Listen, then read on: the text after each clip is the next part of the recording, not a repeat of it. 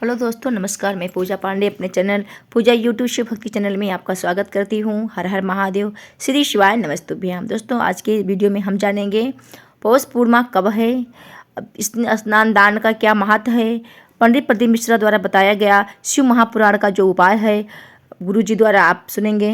तो आज जानते हैं पौष पूर्णिमा कब है। पौष पूर्णिमा 13 जनवरी को पड़ रही है। इस दिन सोमवार भी है, तो उस दिन स्नान दान का भी बहुत महत्व है।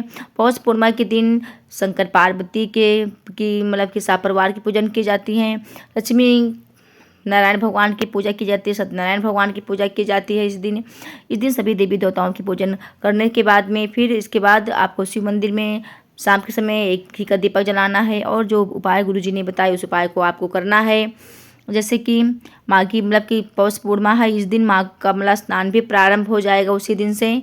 तो इस दिन आप लोग ये उपाय जरूर करिएगा। पंडित प्रदीप मिश्रा द्वारा बताया गया ये उपाय है, बहुत ही महत्वपूर्ण उपाय है जो कि पूर्णिमा के दिन किया जाता है। पूर्णिमा के व्रत करने का क्या महत्व है, पूर्णिमा के दिन कौन सा उपाय करना है, आइए हम जानते हैं गुरु जी द्वारा। महापुराण की कथा कहती है, महाराज पूर्णिमा का जो चंद्र है वो विशाल काय है और उस चंद्र की पूर्णता में हमारी अभिलाषाएं भी पूर्ण हो। आप आस्था चैनल के माध्यम से जितने लोग कथा सुन रहे हैं, फेसबुक यूट्यूब पर जितने कथा सुन रहे हैं और कुबेरेश्वर धाम में जितने कथा सुन रहे हैं, आप में से कितने लोग हैं जो पूर्णिमा का व्रत करते हैं? जो माताएं करती हो जरा हाथ उठाइए।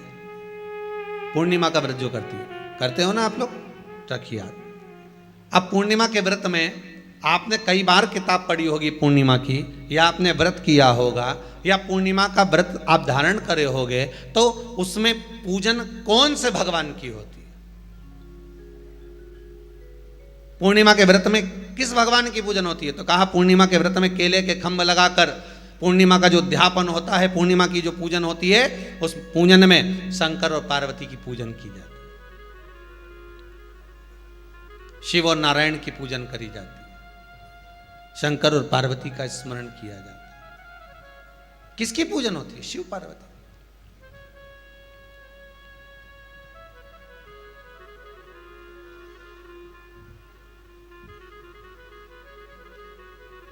क्यों शंकर और पार्वती का पूजन क्यों करा जाता है पूर्णिमा के व्रत में?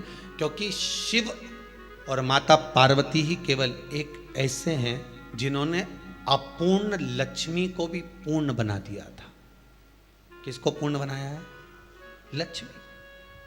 शरद पूर्णिमा के दिन अगर आप शंकर भगवान को एक लोटा पानी अगर शिव को समर्पित कर रहे हो, श्वेत पुष्प को रखकर शंकर जी के ऊपर सफेद फूल को चढ़ाकर अगर एक लोटा जल भी, एक पात्र जल भी शंकर को समर्पित कर रहे हो, तो ये लक्ष्मी के लिए ही तो कर रहे हो। और कौन सी लक्ष्मी? पूर्ण लक्ष्मी। पूर्ण लक्ष्मी। आपको पहले भी कथा में कहा, एक बार भगवान विष्णु के सामने लक्ष्मी मैया ने बहुत तेज स्वर में कह दिया था, नारायण, दुनिया के लोग आपका नाम जपते हैं, दुनिया के लोग नारायण नारायण कहते हैं, दुनिया के लोग आपका भजन करते हैं, पर सत्य मायने में कहूं ना तो मेरे बिना दुनिया के लोगों की नहीं चल सकती। मेरे बिना दुनिया नहीं चल सकती, संसार मेरे बिना नहीं चल सकता। भगवान विष्णु ने कहा, ये तो गलत है लक्ष्मी आपका कहना। एक दिन लक्ष्मी को अहंकार आ गया। अहंकार के संबोधन जब माता लक्ष्मी कहने लगी तो भगवान उसी समय पर भगवान विष्णु को क्रोध आ गया और भगवान विष्णु ने कह दिया, लक्ष्मी तू इतनी बड़ी बड़ी बात कहती है कि तेरे बिना नहीं रह सकती संसार। मैं तुझे कहता हूं लक्ष्मी, तू अपूर्ण है। तू अपूर्ण है, तू पूर्ण कब हो गई?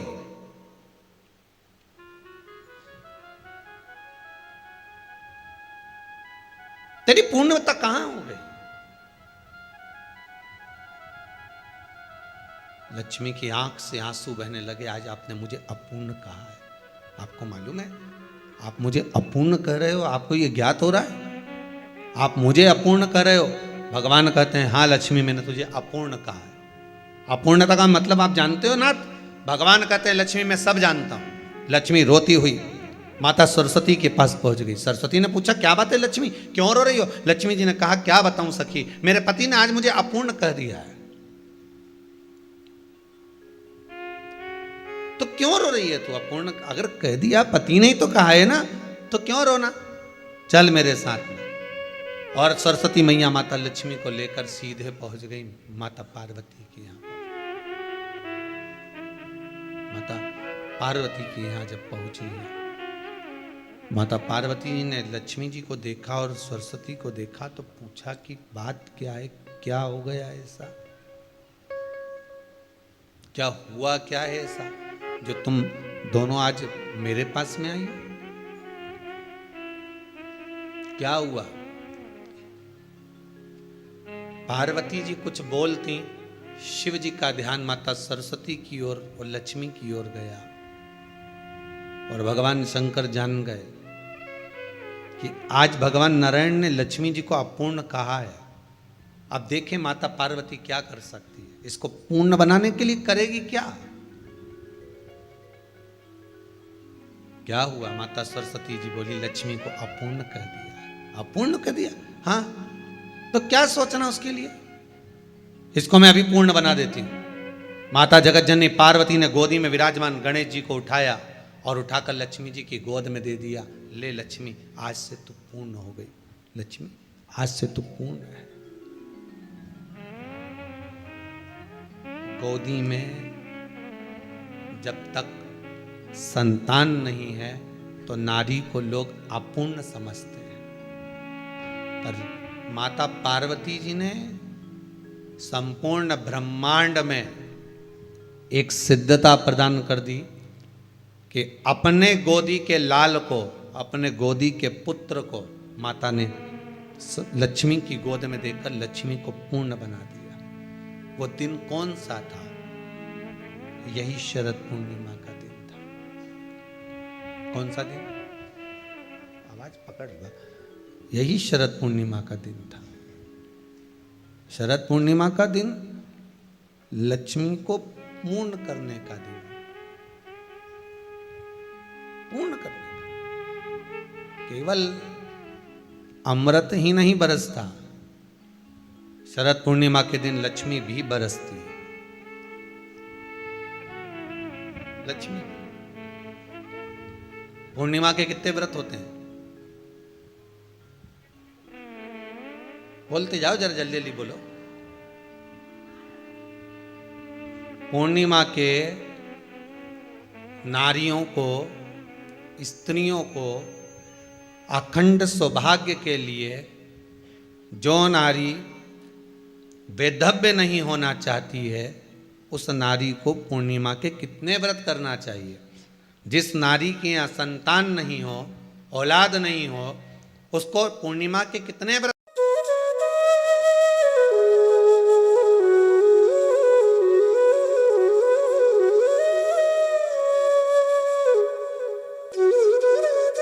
दोस्तों, जैसे कि गुरुजी ने आपको पूर्णिमा के उपाय बताया है। अगर आप लोगों को वीडियो अच्छा लगा हो तो लाइक, कमेंट, शेयर जरूर करिएगा। कमेंट में हमेशा की तरह हर हर महादेव लिखना आप लोग नहीं भूलिएगा। दोस्तों, आप लोग ज़्यादा से ज़्यादा इस वीडियो को शेयर करें कि और सब लोगों के पास पहुंच सके, सभी लोग इस उपाय को कर सकें। पूर्णिमा का उपाय जो कि बहुत ही महत्वपूर्ण उपाय है, किन किन भगवान की पूजा की जाती है, सब जानकारी आपको मिली गुरुजी द्वारा। तो मिलते हैं नेक्स्ट वीडियो में नए उपाय के साथ। तब तक के लिए हर हर महादेव। श्री शिवाय नमस्तुभ्यम।